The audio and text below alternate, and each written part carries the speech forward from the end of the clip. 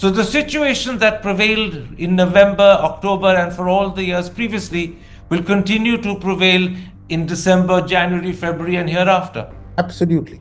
Absolutely. Nothing is going to change. Yeah, you won't have another crisis like what you had over those 3 days, but nothing else will change. Indigo will remain effectively unregulated. The DGCA will always be apprehensive and scared of regulating an airline that dominates so much of the market. That's correct. They won't say it in so many words, but they will be apprehensive. Hi, I'm Karan Thapar. Over the last few years, I hope you've been watching my program, The Interview on the Wire. During that period, I've interviewed doctors, politicians, businessmen, scientists, authors, and even the occasional Nobel laureate. For me, it's been exciting. I hope it's been enjoyable for you.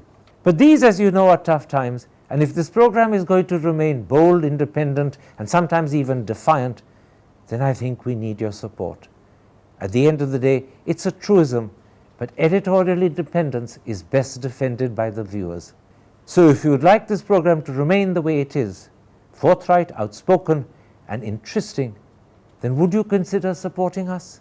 All you have to do is to click on the description at the bottom. But more than anything else, I hope you will continue to watch the interview. Your viewership means an awful lot to me.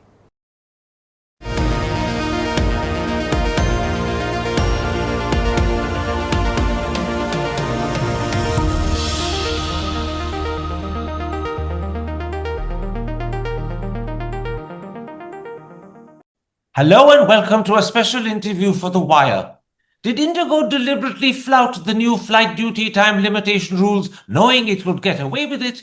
Is Indigo too big to be ruled and regulated by DGCA? And is it likely that after a bit, Indigo will once again go back to its old ways and continue to dominate the skies?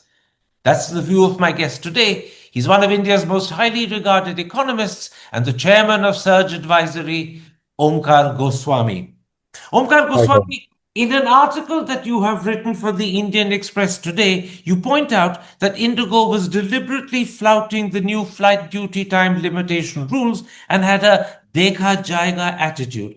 Is this because it controls 65% of domestic air travel and believes it can do virtually what it wants?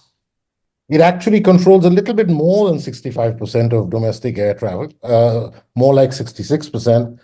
And frankly, it actually believes it can do what it wants. See, just to give you a simple example, it played a leading role in pushing back the flight duty rules that DGCA came out with by more than a year. It was supposed to come into effect last year. The airlines led by Indigo pushed it back by more than a year. And genuinely believed that the new roster and the new rules that was going to come into effect in December, they would be able to handle it. They wouldn't have to bother about it. Just to give you a simple point, if they had to meet the flight duty rules, and that came out quite some time ago, they would have had to hire something like 500 or maybe 450 additional cockpit crew, okay? They didn't do any such thing. If they had to maintain the same flights, they had to hire about 450 cockpit crew. They did nothing of the sort. The whole attitude was that we'll take care of it. And in fact, when you control almost 66% of domestic air travel, you believe you can take care of it.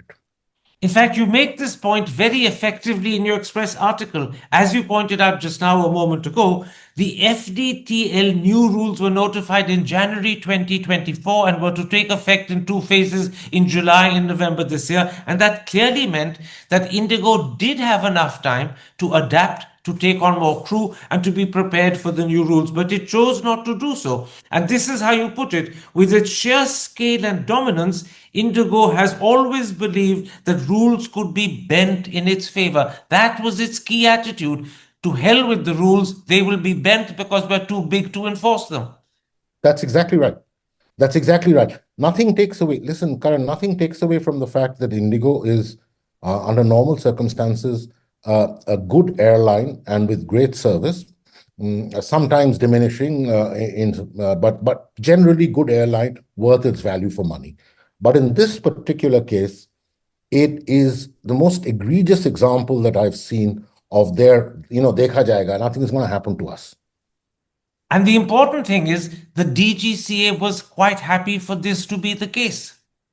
The DGCA, see, Karan, this is a duopoly where one airline, it's almost like a monopoly, but in fact, it's a duopoly. One airline accounts for almost 2/3 of air traffic, and Air India accounts for 27%. Okay. When you account for almost 2/3 of the air traffic, you effectively set the rules. What is DGCA going to do? Is it going to, during this peak season, all the way up to end of January, is it going to say, no, you cancel 500 flights? It can't.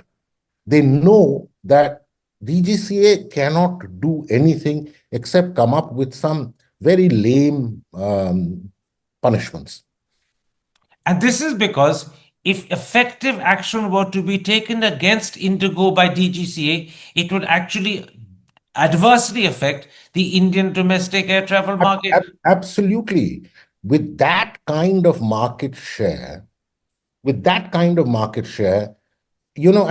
to give you an example, if very tough action were to be taken against Indigo, suddenly people who were all planning to go to Goa during winter would not be able to go.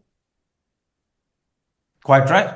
And in fact, this is compounded by the fact that on many of its routes, I don't know what percentage, but on many of the routes, it's the only airline. That's right. It's the only airline. It's the only airline.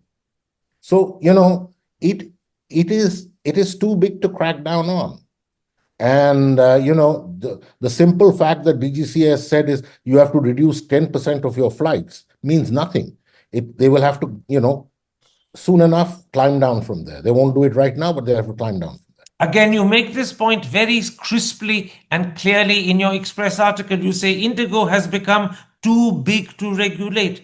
It, i.e. Indigo, effectively calls the shots, not the DGCA, not the Ministry of Civil Aviation. That's exactly right. That is absolutely right. And believe me, Karan, as I wrote in the article, just let another 15 days pass or even 10 days, this thing will be history, the crisis that Indigo created, and it will be back to square one. I'll come to that in a moment's time, but tell me this. At what point in its history did Indigo become too big to be regulated? Was it when Indigo achieved 50% market share? Was it earlier? Well, by the time it had achieved 50% of market share, it was already too big to be regulated. And let's make it clear that Indigo has achieved 66% of the market share by actually flying more flights to more places than any other airline in India, any other domestic airline. So it has got the market share in a completely fair manner. The fact is, with that market share, it has brought with it enormous control. I mean, today, when you have that kind of market share and that kind of control over flight routes, who is going to act tough on you?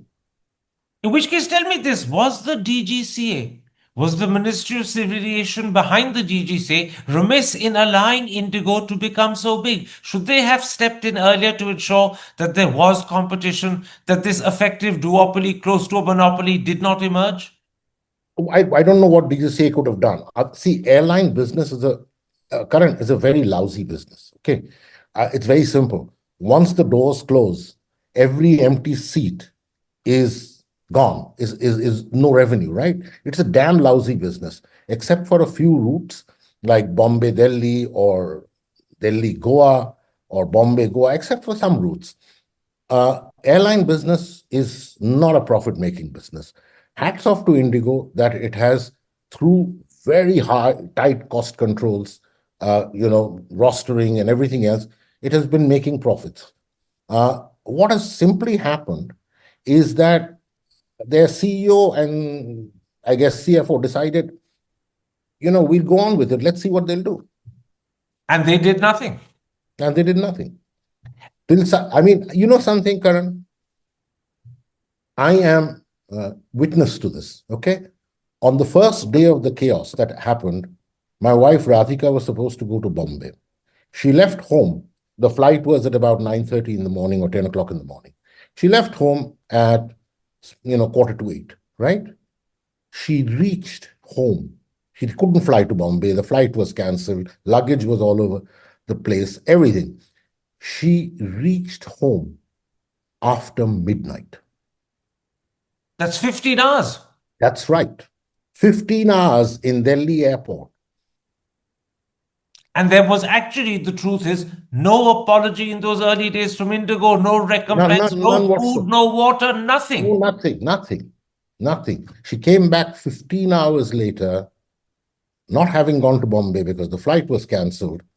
And I mean, what she told me, and then later we saw the pictures, luggage strewn all over the place, all over the place. People were running from counter to counter to find their luggage. Doesn't this mean, Omkar Goswami, that because of its efficiency, because it was making money and growing steadily, Indigo became fearless? It could treat not Absolutely. just the DGCA, but passengers as well, exactly as it wants. Indigo doesn't particularly treat passengers with a great deal of kindness. Okay, they are not rough, but they're not particularly kind to passengers. But they reached a stage where they could do exactly what they wanted. So the situation that emerged last week was inherent in the fact that Indigo was an extremely effective, efficient, money-making enterprise that was growing steadily in size. That was inherent in it.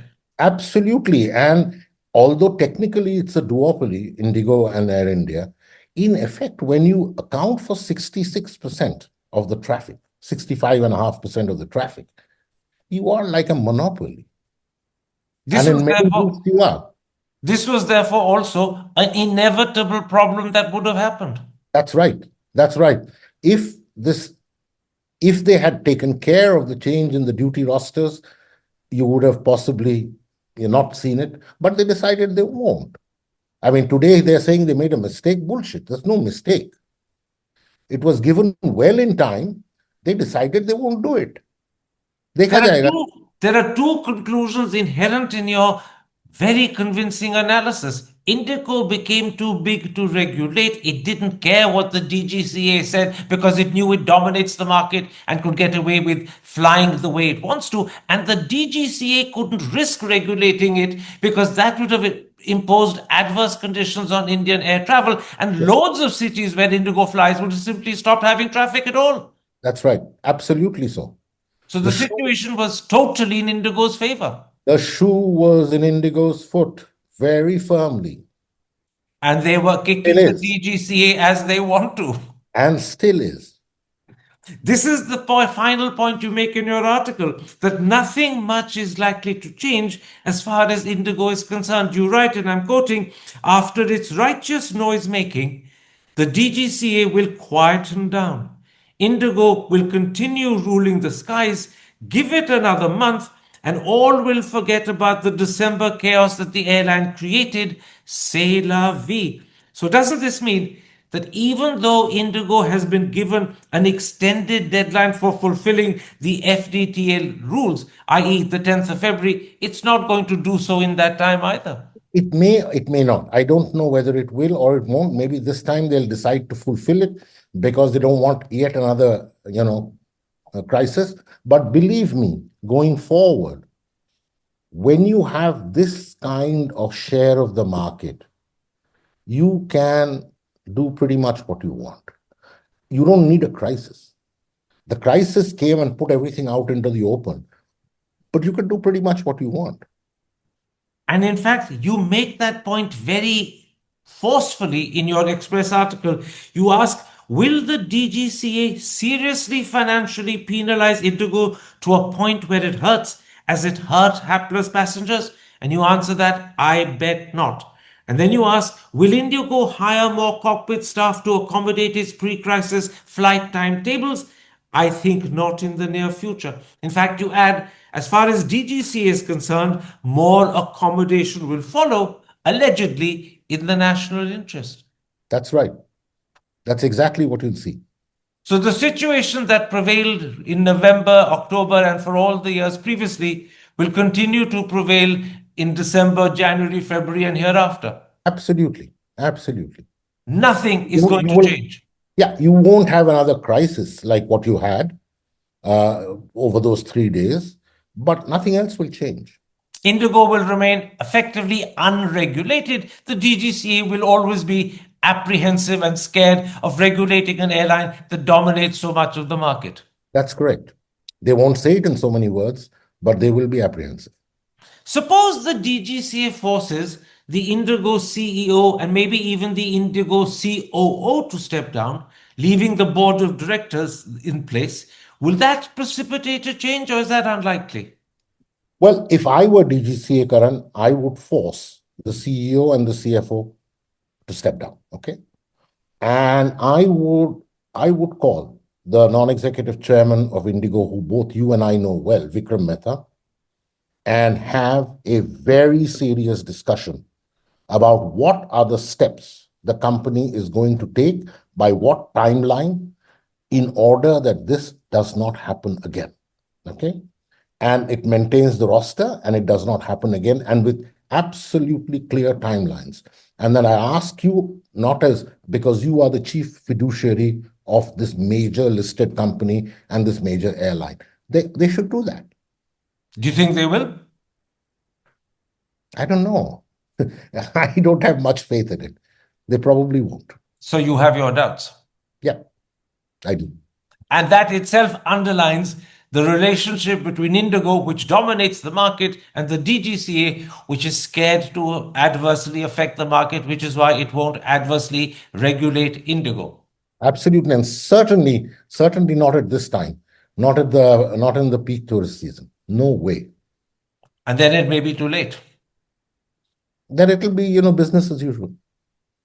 Omkar Goswami, thank you very much for sharing your analysis with us. Thank you for the time you've given me. I'm deeply grateful. Take care. Stay safe. Thanks, Karan. Thank you very much. Hi, I'm Karan Thapar.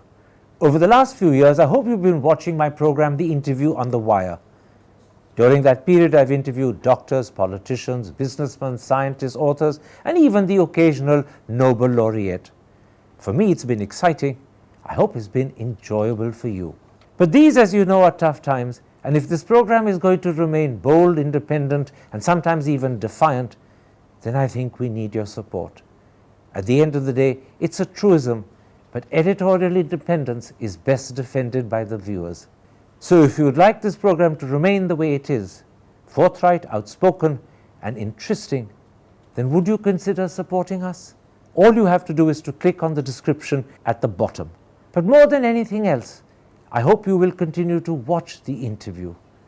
Your viewership means an awful lot to me.